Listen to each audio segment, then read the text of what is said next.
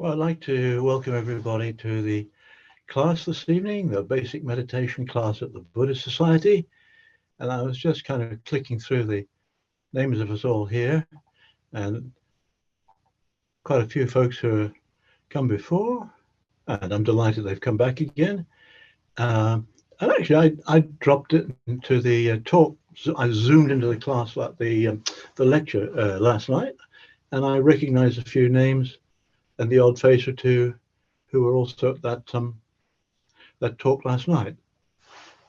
I'm particularly want to making sure that anybody can be admitted who wants to. I particularly want to welcome anybody from the Tibetan Buddhism class, which meets at the same time as this one does, 6:30 on a Thursday, except that they're not meeting tonight. So Roy, for whatever reason, has cancelled it, and I want to make it. I asked the Buddhist to make it clear that I'm absolutely delighted if there are any Tibetan refugees tonight, and that's particularly good.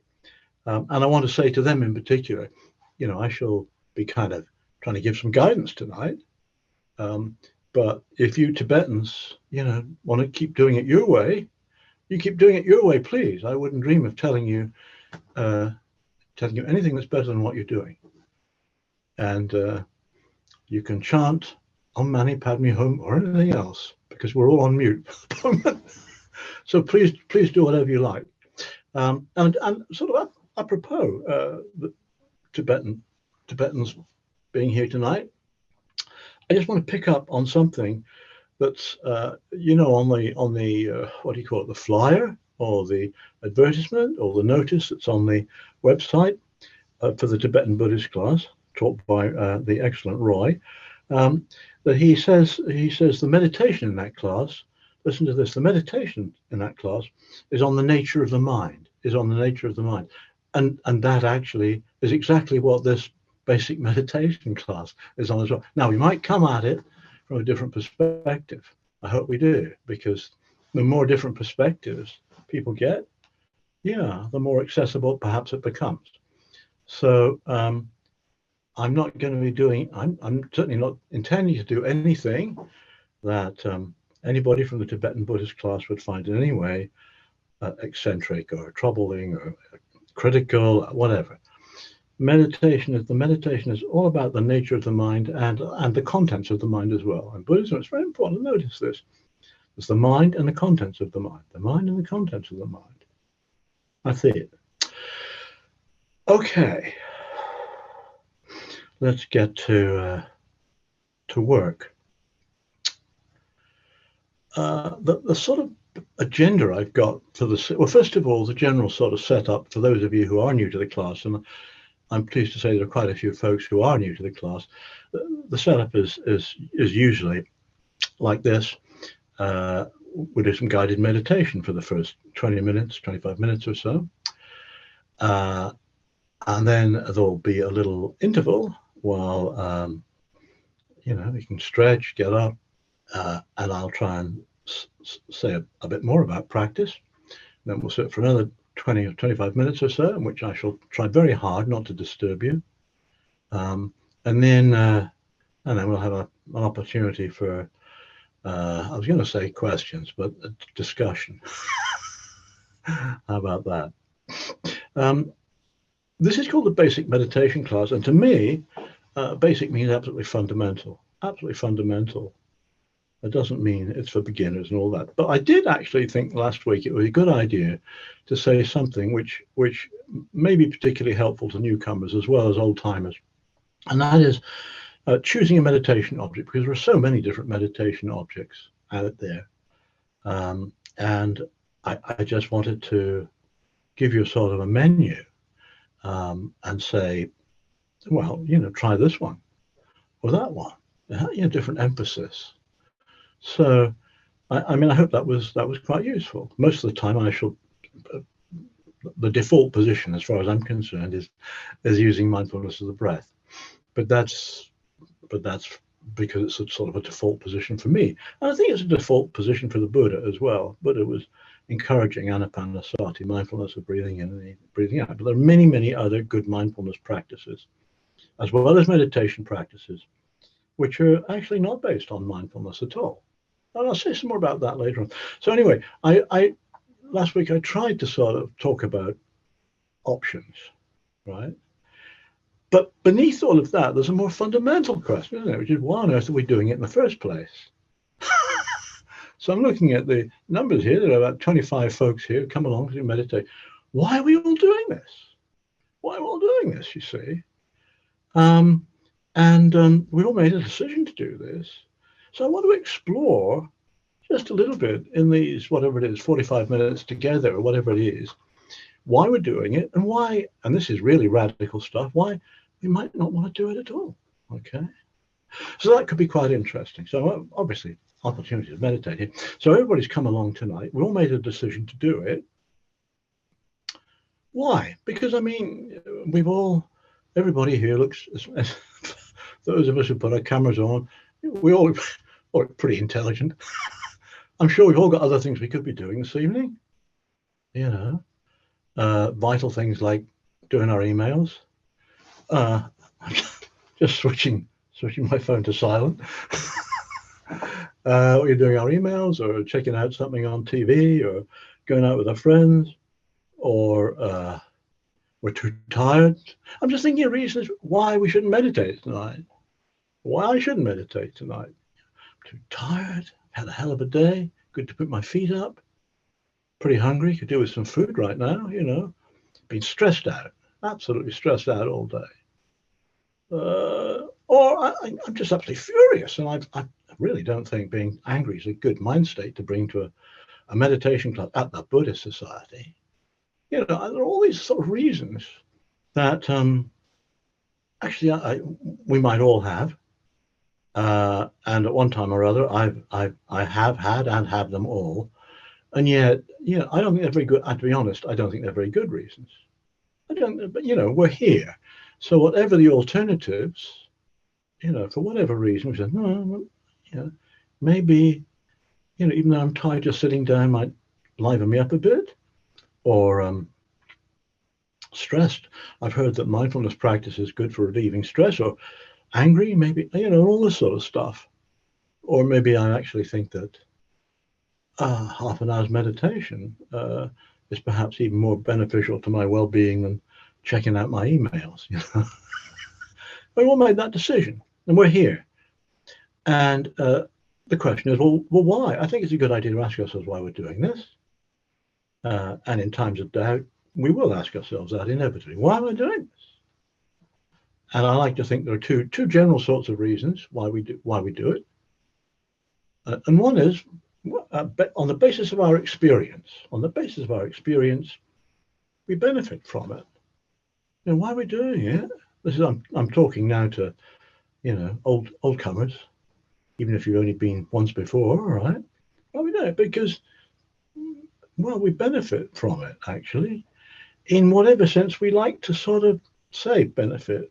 Maybe we've just found that life seems to go better, you know, when we meditate. Maybe we're less anxious, a bit more relaxed, perhaps, can stand back from tricky situations because we've cultivated a bit of mindfulness, because we know about the contents of the mind. And, okay, we can step back from things a bit. Life goes a bit better. In other words, it works. In some sense, it works. So, you know, I want to do it. I want to do stuff that works. Or guess what? It's even enjoyable. That's interesting, isn't it? You don't often think about meditation, you know, a bit of a slog sometimes. But maybe when the mind goes kind of quiet, boy, that's nice. Want to do some more of that? I'm not suggesting we should become meditation junkies. Oh, it's pretty good. So experience, you know, our experience of the benefits as we see them brings us back to the meditation chair, cushion, whatever we're sitting on. And then the other one is, if we're complete or relative newcomers, curiosity. That's a completely valid reason for doing a bit of meditation. You know, we've read the publicity. Let's see what it's all about. That is a very, very good approach to a meditation class like this tonight. I want to encourage that sort of thing. Open-minded curiosity. Open-minded curiosity. And there's a wonderful line from somebody who was teaching. It wasn't a meditation class at all. This was a Buddhist Society class that I zoomed into some time ago just to see what other people were doing in the society, the way of teaching. And this lady who was teaching it set people homework, which I always remember. She said, well, this is not meditation, but what I want to do, what I'd like you to do for homework is over the next week, each day, just once each day, go and sit down in your room and see what happens. Just like that. Sit down, see what happens. Sit here and see what happens. That's a perfect attitude to a period of mindfulness meditation. It's quite difficult to do. And I don't mean just finding some time and all that, but just sitting down, open-minded curiosity, seeing what happens. That to me is what mindfulness is all about. So whether we're doing it because we know or pretty confident or have faith that there are benefits in what we are doing, or we're doing it out of curiosity. Oh, let's see what it's like. Let's do it. I'll give a bit of guidance. Now, I want to say something that's really, really quite important, which is not often said in the meditation class. Remember that the aim of Buddhism in general, is the cessation of suffering. And actually, that's a pretty profound goal. Not sure that's the right thing, but the cessation of suffering. So nobody's saying that a period of meditation is going to be a bed of roses. It might be physically uncomfortable. It might be a bit troubling, okay? And we don't have to do it if we're suffering unduly. And everybody has to be their own teacher in that regard. You know, I might be sitting here, or in particular in a group. You know, you might be sitting in a group. You don't know people there, and it's not a Zoom group, so you can't just switch your camera off and whatever. But then you might feel, this is pretty, I'll use a strong word, scary. Open your eyes. Just check it out. Are there any monsters in the room? Yeah. So look, please, you have to be your own teacher. Okay. And if you find this difficult, please don't do it. Okay. Please don't do it. Unbearably difficult. There you go.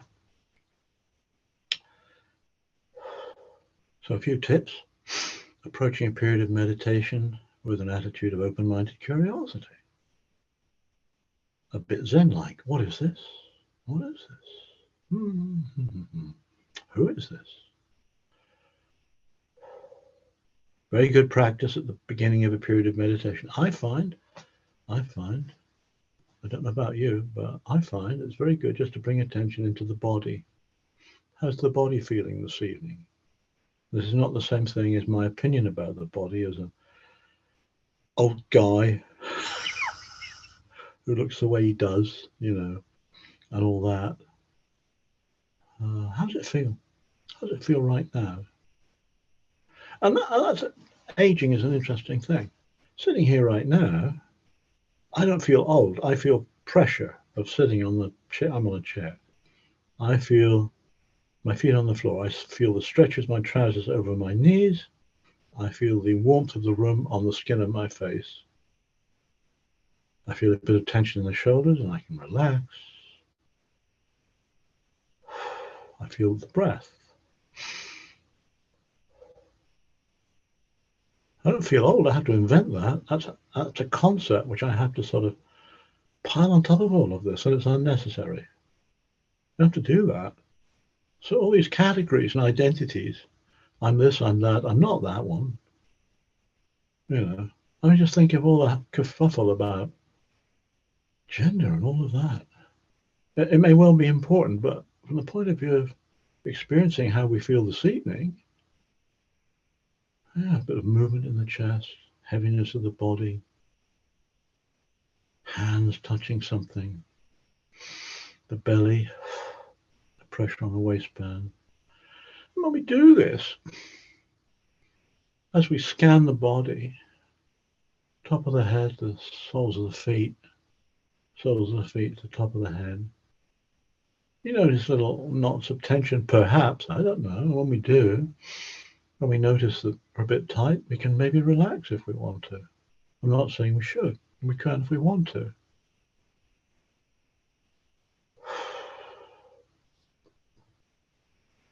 These big sensations. And then it's fun to, curiosity. What is this? It's interesting to bring attention to areas where there may be no sensation, like the very top of the head. Is there any sensation there or not? Just investigate.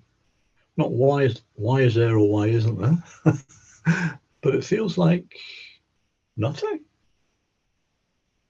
The mind and the contents of the mind. What about the fingernail of the first finger on the index finger of the right hand? Okay, so scanning the body for a big sensation, small sensations, diving into the body, the rib cage, the heartbeat.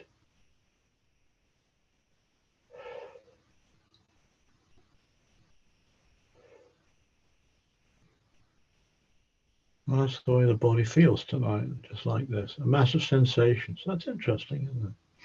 The mind is aware of a mass of sensations, of physical sensations. There's the mind and the contents of the mind. The contents of the mind, when we direct our attention to sensations in the body. That's the body in the mind. Notice the body in the mind. That's the way the body manifests in this very simple way, this basic way. Do the same. Give the same attention to the contents of the mind, the thoughts and the emotions and the moods. How's the mood tonight? And there's no suggestion it should be any particular way. Just up or down, expansive, feeling pretty tight, happy, depressed. Just be aware of it. That's the way it is right now.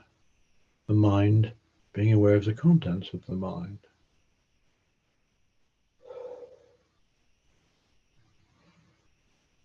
And if there's nothing special, be aware of nothing special.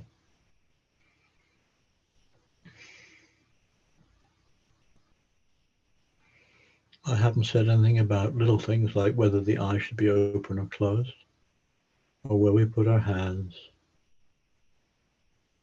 It's not important, actually, but we are turning the attention inwards. I like to close my eyes. And when I do, I see the back of my eyelids, and I feel my eyelids touching.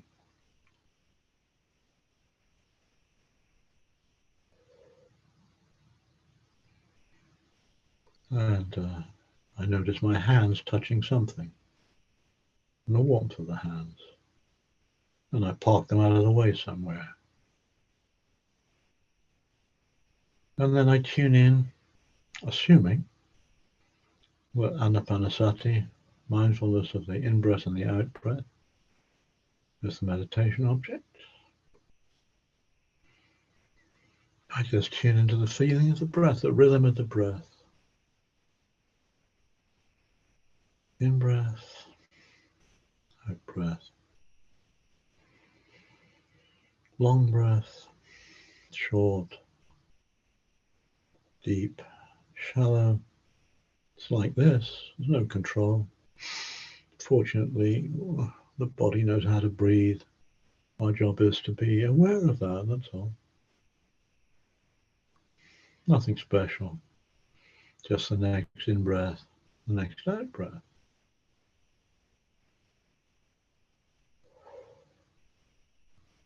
Where do we notice the breath? Tip of the nostrils, around the nostrils, lip, belly, anywhere you like. Just a little anchor point, a little point of reference, a point of refuge, so that when the attention wanders, as it does, and that's not a fault, this is nature study, and the nature of the ordinary mind is to go places, is to wander, including time travel, the past, the future. Just notice what the mind is doing. It's thinking, it's fantasizing, it's planning, it's remembering. Notice that and let go, because the other aspect of mindfulness is this noticing practice of what's going on. There's also the non-attachment bit. Attachment is the big no-no in Buddhism, isn't it, really? Clinging on to things. When we cling on to things, we tend to be reborn into those clinging habits. You know, we cling on to the past, we cling on to the future. Maybe that's got something to do with rebirth, isn't it? Just a thought. Please let go of it. Bring the attention back to the breath. The breath's an anchor. And we don't have to grasp the anchor, we just drop the anchor. It's there. So that when the attention wanders, notice we pay attention to the attention. That's another clever thing the mind can do. We notice when the mind has wandered, wandering mind, there we go again, let go, and deliberately, the effort is not clinging to the breath or whatever our meditation object is. It's not clinging to it, it's reverting to it, it's letting go of wherever the attention wants to wander. You notice this grasping tendency to hang on to stuff, for one thought to lead to another thought. Just notice that in that moment of noticing, there is a letting go, and then redirect the attention quite deliberately, back to whatever meditation object we use, like the rhythm, the sensation of the breath.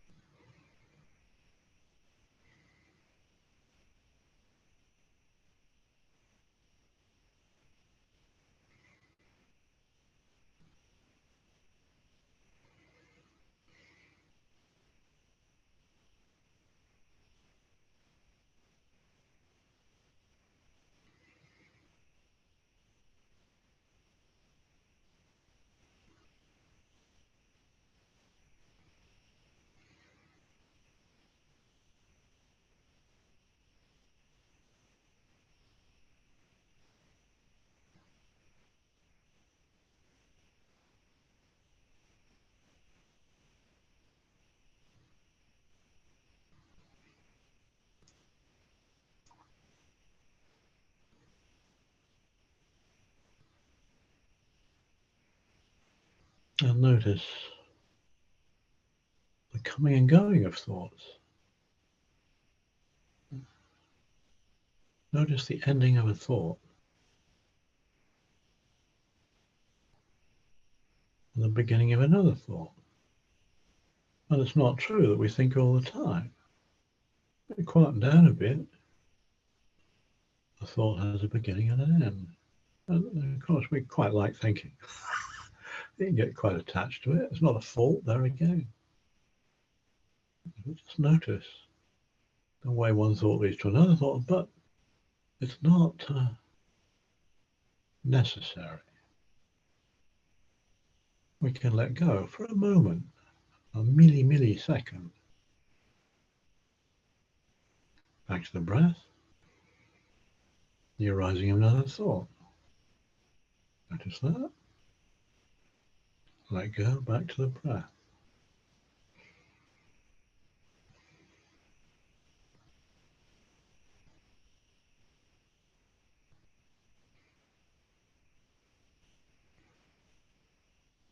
And just as we've been doing this for a while, you notice that, say at the end of an in-breath, when an in-breath ends, there's maybe a slight gap before the out-breath begins. Out-breath ends. In-breath starts up again, little gap. It's the same with thinking. Tiny, tiny gaps.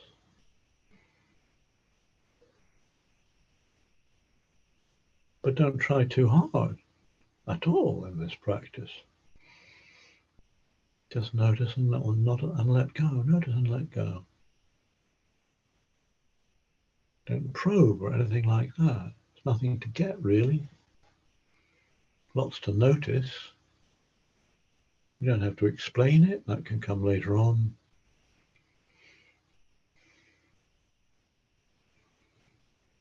Notice that just like we experience the body as a mass of sensations, in this part of the body, that part of the body. So it's just a bunch of mental stuff as well. Lots of different mental stuff coming and going. Notice that coming and going. Back to the anchor. A peaceful anchor, quite a tranquilizing anchor, isn't it? The breath. That's the way to cultivate peace of mind, I think. It's not stimulating, but because it's not stimulating, and because, frankly, the monkey mind loves stimulus, the attention will wander. Notice that. Let go. Back to the feeling of the breath, the rhythm of the breath.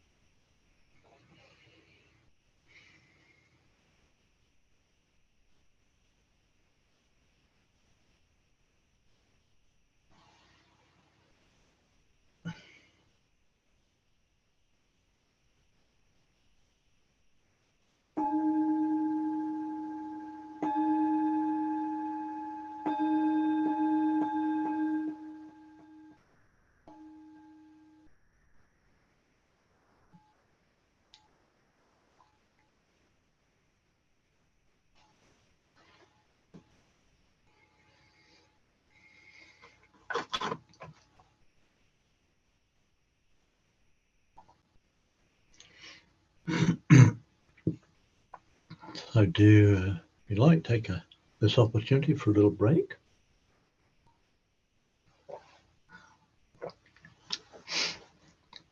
I should have said at the beginning that anybody who, as we go along, has any questions or topics they'd like some help with, discussion of, you don't have to wait till the end. You can pop them in the chat box and send it through. And that's very helpful to me, actually, to know what's coming.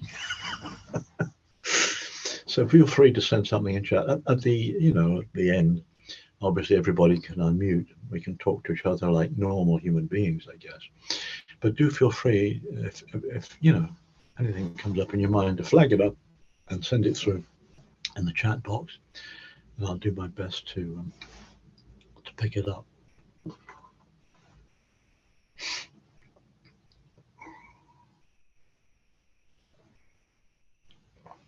Oh, here's one I can answer straight away. Somebody said, "Did I miss the bell at the beginning, please?" No, I didn't. I know you certainly didn't, because I didn't ring one. I know it's quite good. Sometimes I occasionally do that. You bang the bell. Oh, by the way, this is just, I'm showing you. Oh, just listen for this. Just listen to the sound as it fades away.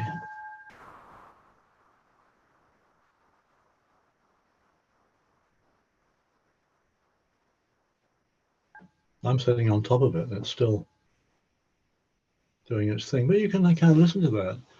Well, that's quite a nice way of kind of easing into a period of meditation.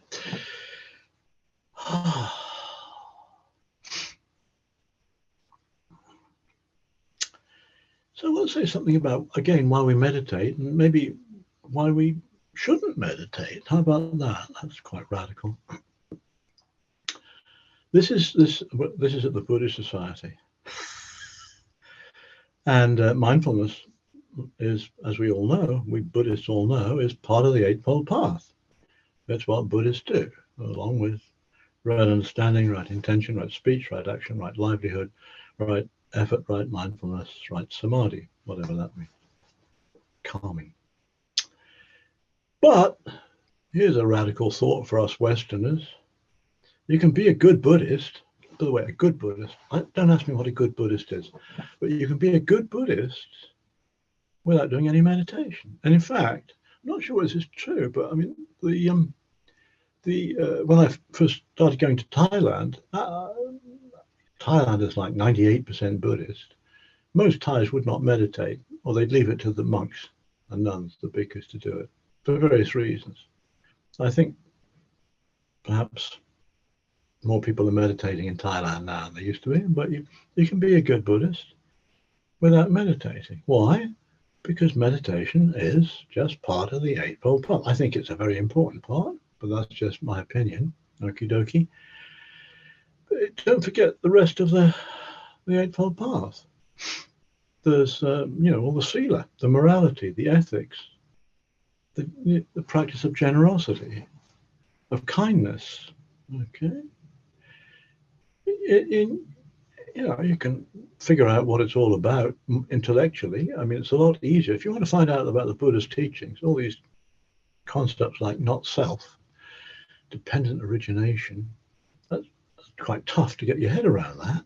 You get a PhD for worrying about that sort of thing, and a headache. No, but it's a lot easier if you want to find out about not self or dependent origination. You do a bit of meditation. It's right there in front of you. Okay. But you can be a good person, leading a moral life, attending to the precepts, and I say being kind and generous as well. And if I was an Asian Buddhist, I'd say making merit, all that sort of thing. So yeah, sure. And the other thing is there's more to Buddhist meditation than mindfulness. Mindfulness is the linchpin of a lot of our practice. But I don't think the word meditation crops up. I mean, I'm not sure there's a Pali word for it. The word is bhavana, which means cultivation, mental cultivation. Now, mindfulness practice, samasati, is an important component of that. But the other components of bhavana, which we'll call meditation, right? There's right effort. Right effort means developing positive mind states and learning how to let go of negative mind states. So a lot of emphasis on metta practice, for example, or calming the mind down when it's scatty, that sort of thing. And so, yes, there's right effort, and there's also the samadhi, the practice of deliberately developing peace of mind, tranquility. So it's not just, you don't have to be a meditator to be a good Buddhist. I personally think it helps enormously, And when you talk about meditation, don't forget there's more to it than just mindfulness, although mindfulness is really, really, really important. It is. But maybe we shouldn't meditate at all. Now I'm saying that because COVID permitting and all of that, twice a month I spend an afternoon in a prison. And I, meet the guys who are Buddhists or want to find out about Buddhism. I'm pleased to say there are not many of them, because I'm pleased to say that not very many Buddhists are in prison. I quite like my Buddhists to be out of jail, But anyway, and one of the reasons that they come along is because, they want a bit of peace of mind, and certainly meditation can do that, okay? And cultivating peace of mind, learning to let go perhaps of some of the difficult stuff, just sitting there and seeing what happens. Yeah, sure. But, when we just sit here and see what happens, open-minded curiosity, we are very vulnerable, okay? We're very vulnerable. And there's no doubt about it. So if, for example, you're in jail because you've done some pretty unpleasant things, pretty unpleasant things, obviously, you sit down to begin with, you're very vulnerable, and what comes into the mind? All these traumatic memories, okay? They can be overwhelmed with anxiety or guilt or panic. I mean, this is all for real. We don't have to have killed a few people for these sorts of things to get into our minds when we sit meditation. We're just very open. The idea is open-minded curiosity. We're not saying I'm going to allow that in and that thing, only the nice stuff comes in and that. It's like, what? Oh, and that's difficult. It can be too painful. It can be too. I'm certainly in a prison. I'm not going to tell somebody who is really very disturbed, actually, they should sit meditation. It's hard enough, because we all know when we begin meditation, it's hard enough sitting still for 10 minutes, let alone if you're haunted by all manner of ghosts, for want of a better word. Okay, ghosts. It's just too painful. Don't do it. Do not do it. Or, by the way, if you suffer from hallucinations, or if you're hearing voices and things like that, step back from all of that. That is not what this is about. And clearly, if we have mental health issues, some mental health issues, be very careful about meditation. Meditation is not a substitute for medication. It's not. It can help, okay? It can help. And if we need to, if we're having professional help for some mental health issues, right? And we're thinking that meditation, particularly mindfulness practice, can help, by all means, talk to your professional. I make a point of saying this. It's like, I'm not a professional when it comes to mental health issues. I'm really not. And if one's considering substituting meditation practice, mindfulness practice for medication, be very, very careful. And I'm well aware, and I'm very pleased about the way that for issues like minor to moderate depression, right, mindfulness-based therapy can indeed help. It can. But just be careful about it. There's not a panacea for all mental health issues at all. Don't do it. You don't have to do this. Remember, it's not like popping a pill. This is a practice which may well take lifetimes. It may well take the next 10 seconds. I don't know.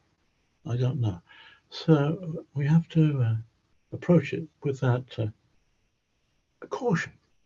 We have to be careful. Remember, this Buddhist practice, this Buddhist life is all about the cessation of suffering, not adding to it, not adding to it. And meditation should not make us even crazier than we are already. I want to say some more about this, I think, at the end of the class. But let's just sit quietly now. And I'm very grateful. I see some comments coming through. Okay. Great. I'll pick those up at the end if you don't mind. Let's do a bit more sitting.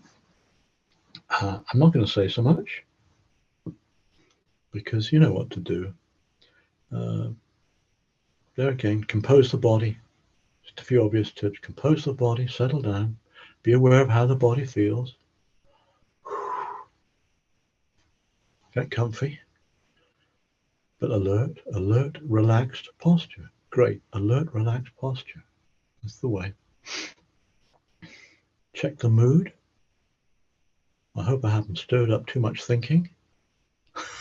Notice that, but also notice the meditation object we use. We have it, and we have a choice, you see. We have a choice. We can either think, or we can let go for a moment and pick up the rhythm of the breath. Or somebody has sent me a little message about different methods, or whatever else is our anchor. A mantra, for example. Right? Or the sound of silence. Or continuing to scan the body. Or etc., etc., etc. Sitting here, composing the body, noticing sensations in the body and the mind, and turning the attention to the rhythm of the breath. Breathing in and breathing out. It's not a struggle, I hope. Just notice it's not concentration in the sense of I've got to follow this breath right from the beginning to its end and hang on to it. That's attachment, and that's a recipe for a headache.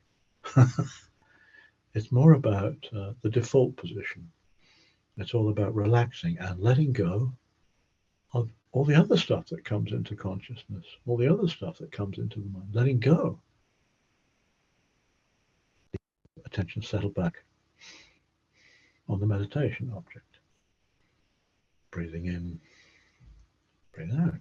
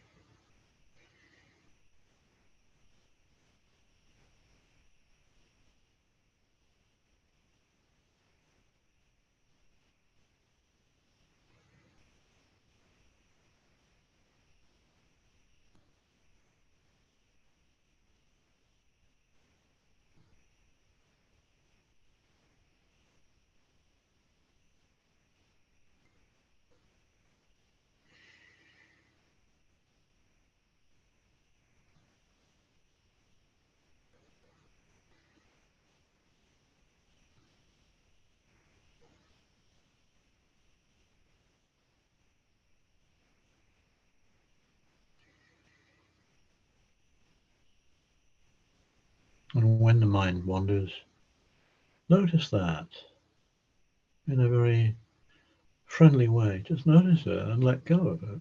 Let go. And redirect the attention back to your meditation object. Don't beat ourselves up. There's no judgment involved. This is nature study.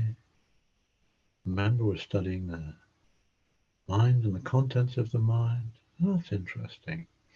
There we go again. Wandered off again. And in that moment of recognition, there's an opportunity to detach, to redirect the attention back home to the meditation object.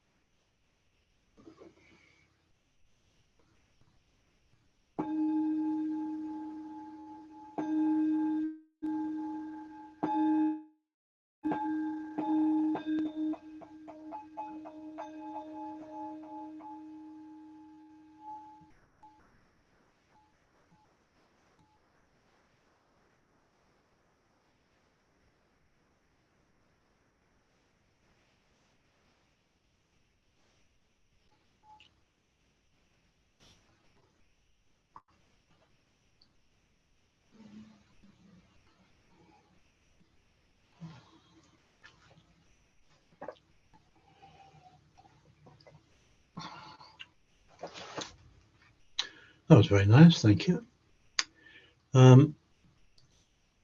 Lots of things in the chat box.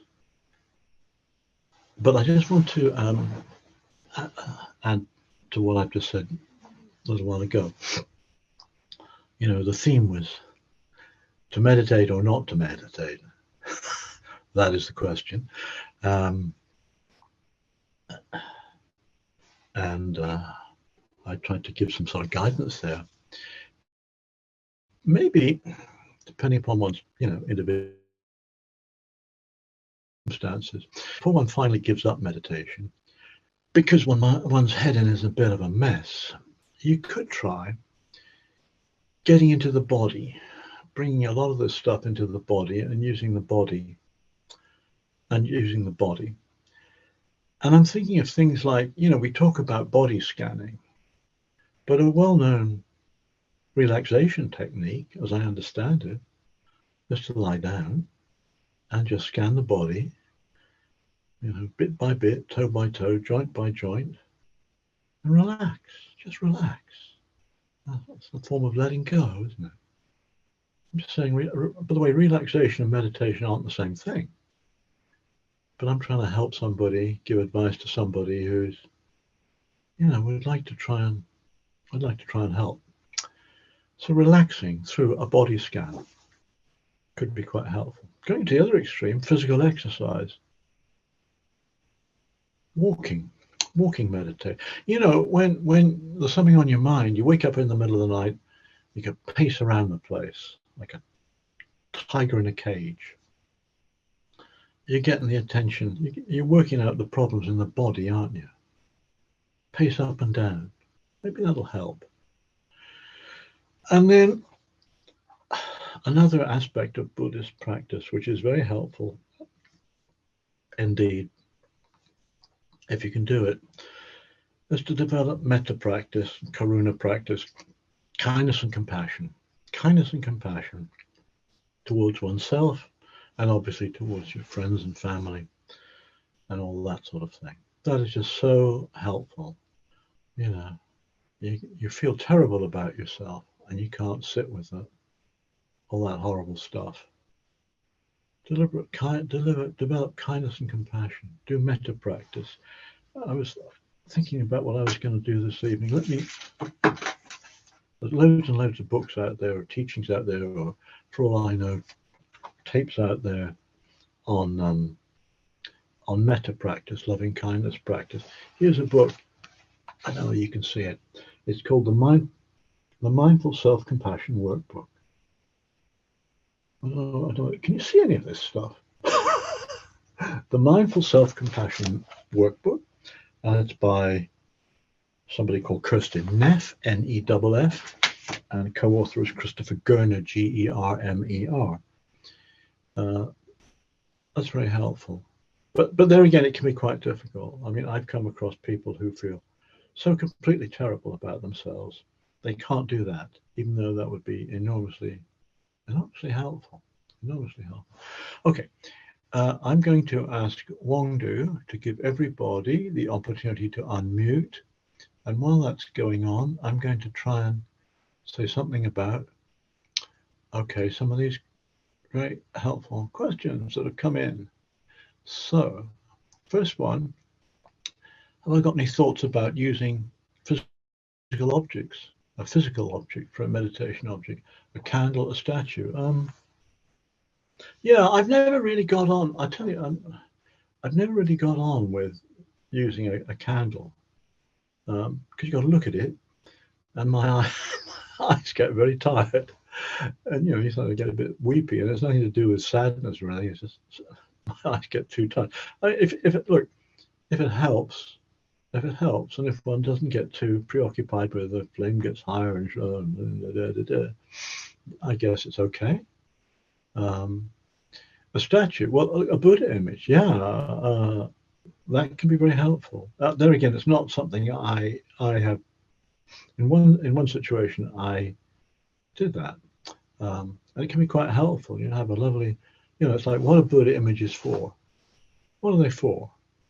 Behind me, there's various bits and pieces. Actually, over that shoulder, there's a little Tibetan Buddha image there of Avalokiteshvara. And that's all about compassion, right? I'm not sure I meditate on it, but I look at it and I think, yeah, good deeds matter. Let's see what we can do to make the world a better place, maybe. That's that sort of attitude. But you can reflect on images of the Buddha and bring to mind the qualities of the Buddha. And there again, there are formulae for doing that. That might be quite helpful.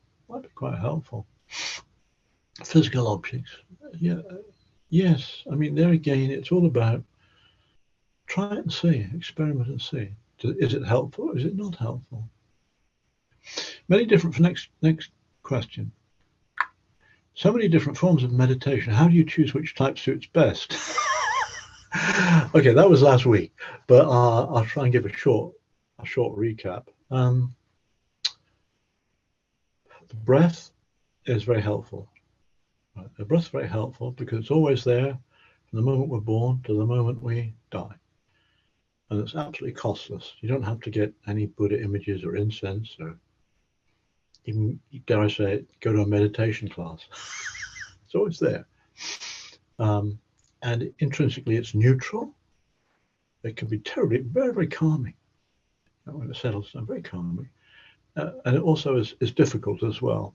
So it's very refined.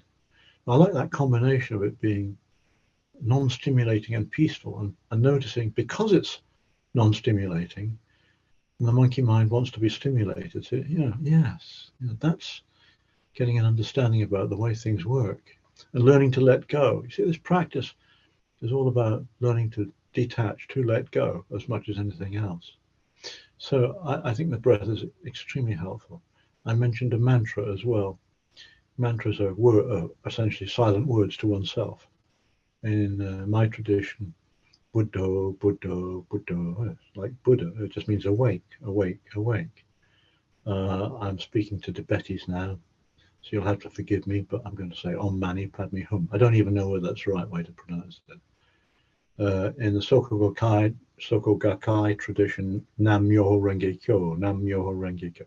I've no idea what it means, right? Maybe it doesn't matter that we know what it means, because it's there again, it's a little anchor, a little meditation object, and peace, peace, peace. Christians would have other ones as well, you see. And this is a little anchor, a little reference point to which you can bring the attention. And since many of us think verbally, right, then we're putting into our minds a word to repeat rather than to talk to ourselves as we think along, you know. Not a very clever way of putting it, but I think you know what I mean. What have we got? Breath, mantra, okay. Sound of silence. I don't often talk about that, or that's one I use a lot. It's like when there's no sound, what do we hear? And this is not like a Zen koan. You can try that. When there's no sound at all, it's like inner listening. And I don't say much about it because it's very easy to make a big deal about it. And it's a natural, for many people, I'm not saying everybody, for many people, it's a natural phenomenon of the mind. Right now, I'm sitting here, and I know I'm talking. But behind all of this, there is a sound which is, I think of it as being like a high-pitched, vaguely electrical sort of sound. It's hard to describe. It's not tinnitus. I know that because a friend of mine who's done more meditation than me used to suffer from tinnitus. And she doesn't now, but it's not tinnitus. It's a very neutral sound, and there again, it's very helpful because if you want to think, you've got to make some effort to think through it. But it's discovered it on retreat at Amravati. You know, you sort of, it sounds all very esoteric and this, that, and the other, and then you wake up in the middle of the night, and there's that sound. You think it's woken me up. It's just a natural thing in the mind which you can use. I mean, like the breath. And then I haven't got any. I had some mala beads, string of beads, and you can use beads.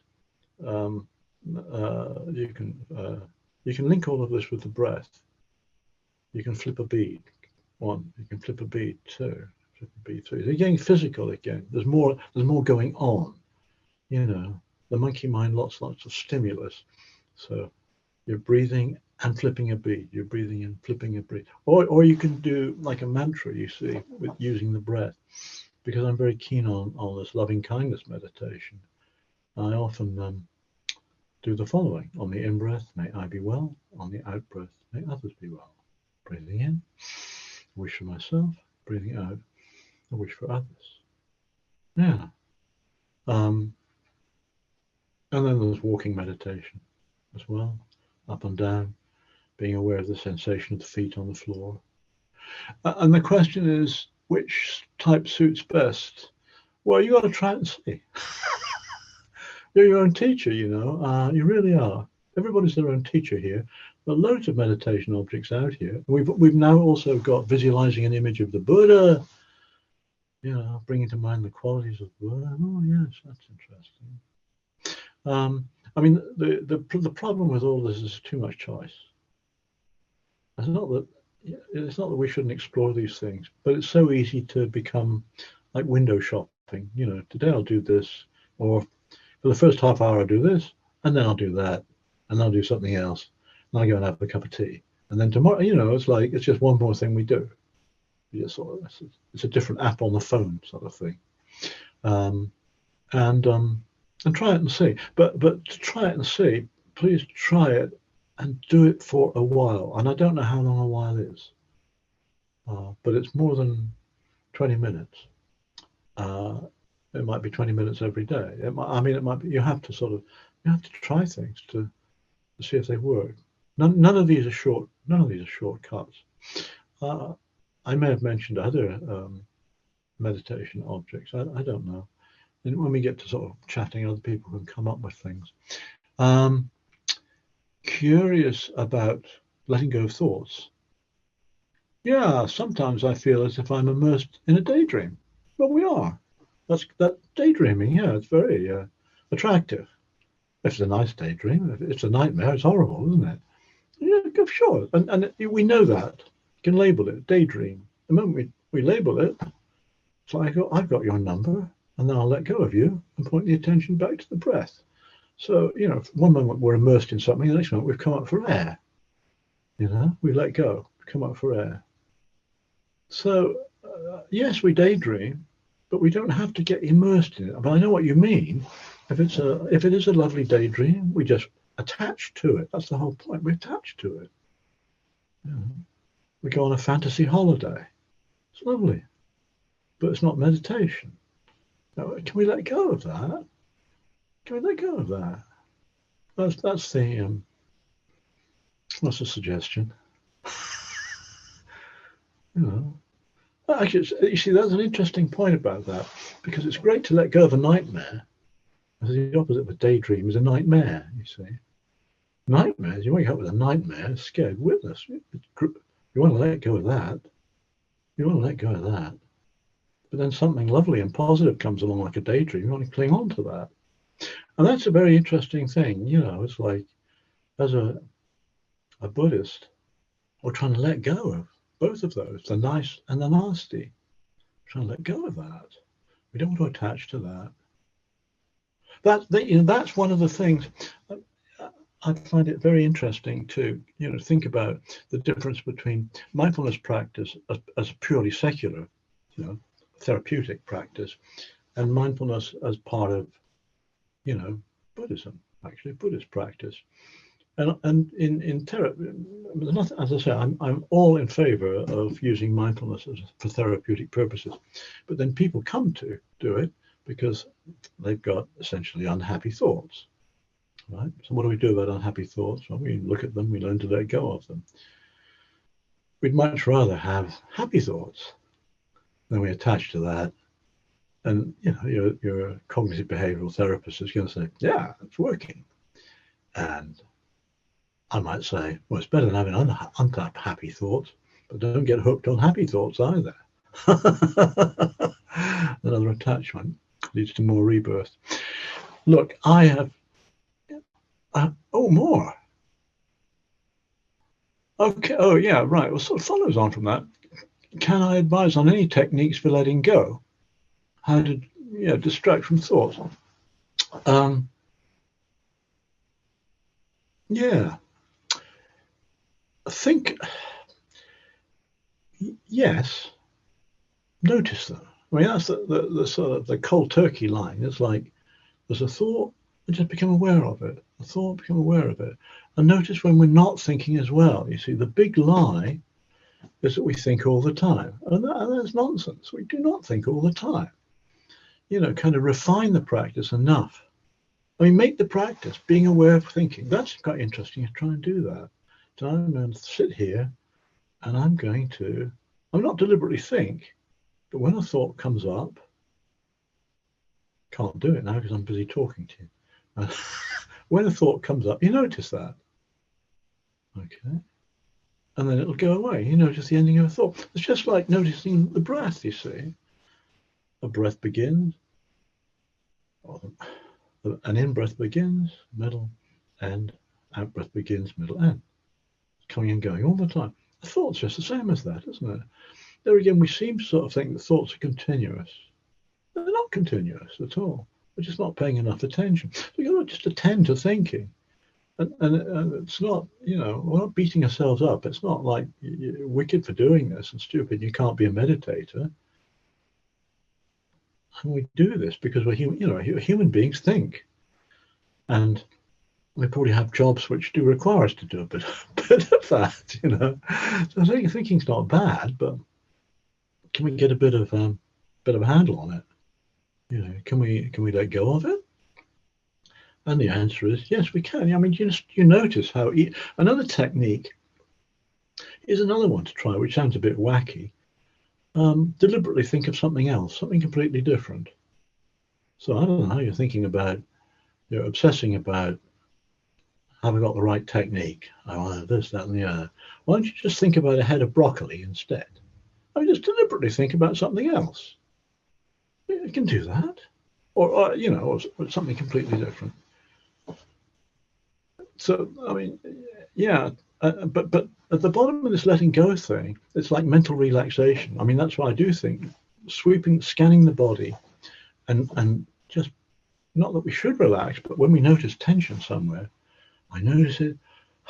Relax, let go, and the that to me is an analog for what's going on when one locks on to thinking.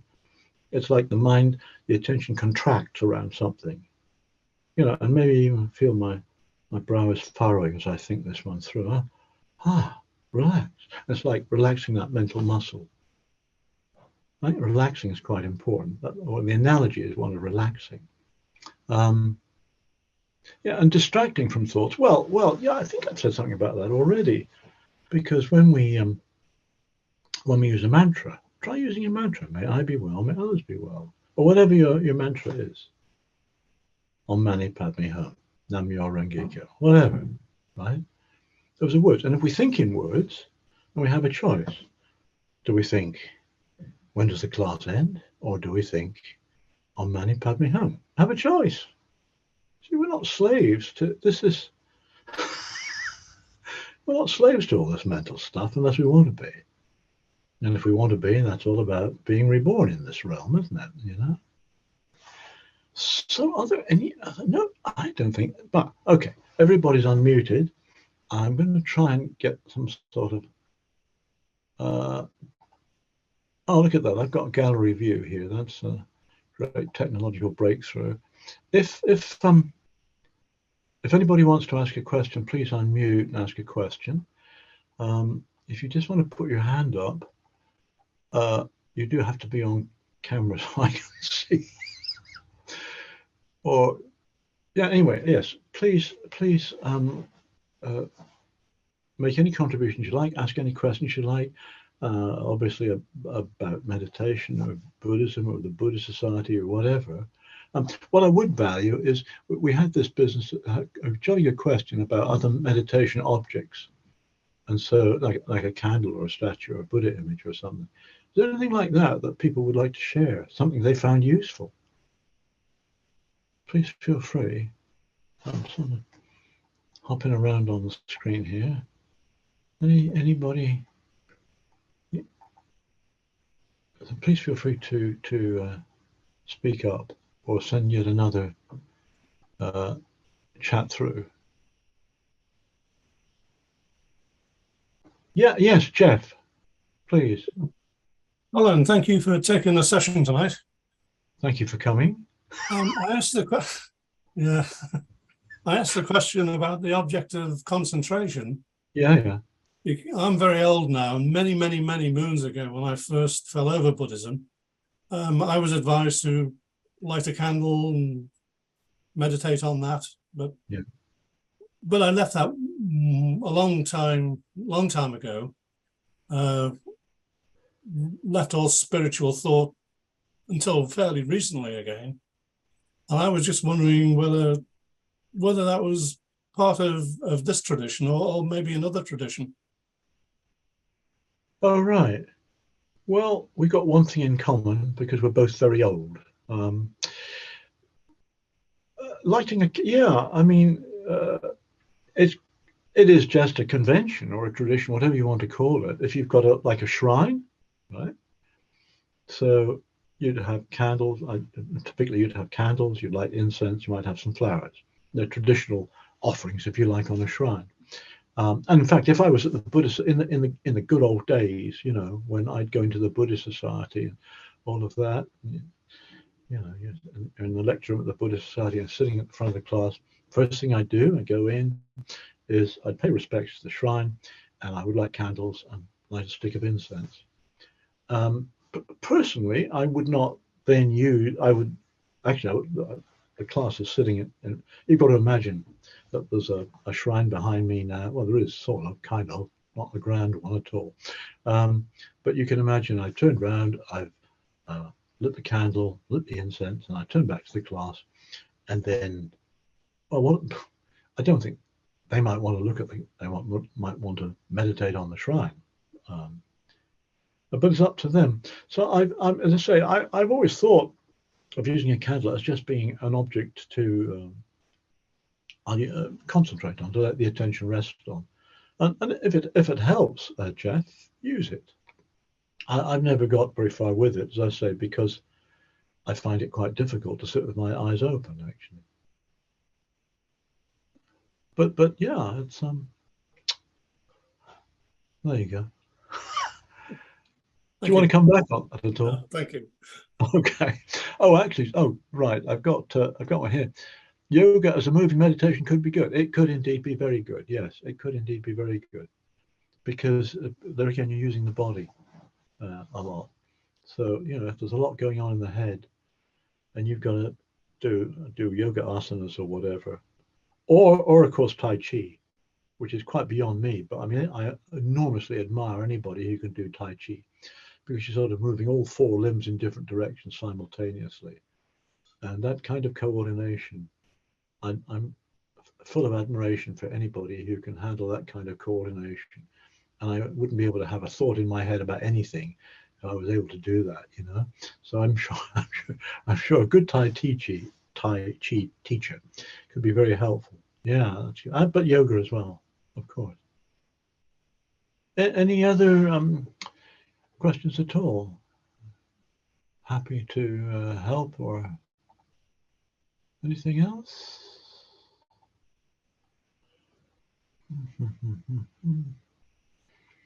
If not, have I think I've managed to respond to all the chats. I'm very grateful to the chats. Thank you very much for sending them through. That's great. Next week, Richard Bober will be leading the class. Please support him.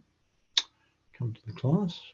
And the week after that, it is our very good Dharma friend, Ajahn Barry Subhaddo, who will be zooming in from Spain.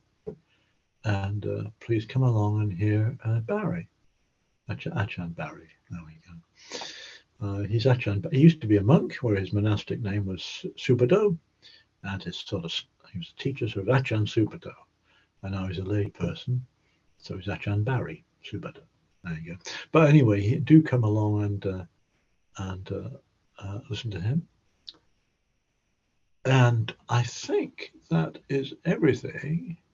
So I'd like to thank everybody for coming tonight. I particularly want to thank Wongdu, because Wongdu is the Buddhist Society person who is setting up all the IT, doing all the things I can't possibly do. And I want him to have a happy evening, as I want us all to. So thanks again for coming, folks. Take care, look after yourselves, and I won't see you next week, but Richard Bober will be here next week. I'll see you in 2 weeks' time, I hope. Take care.